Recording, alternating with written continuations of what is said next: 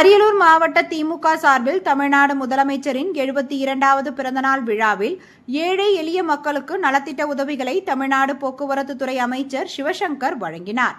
அரியலூர் மாவட்டம் செந்துறை ஒன்றியம் RS மாத்தூரில் தமிழ்நாடு முதலமைச்சரின் 72வது பிறந்தநாள் விழா பொதுக்கூட்டம் நடைபெற்றது.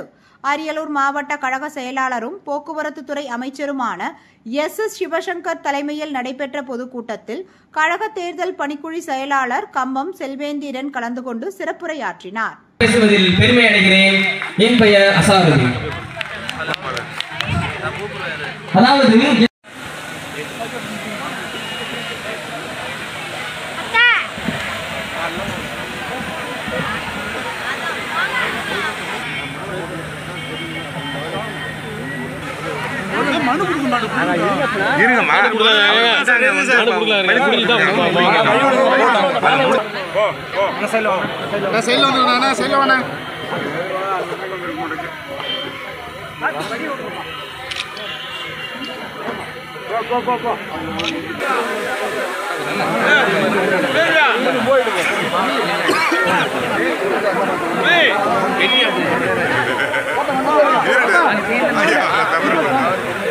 விருந்துக்கு வந்ததை போன்ற ஒரு உணர்ச்சியோடு இந்த மேடையில் நான் உட்கார்ந்திருக்கிறேன்.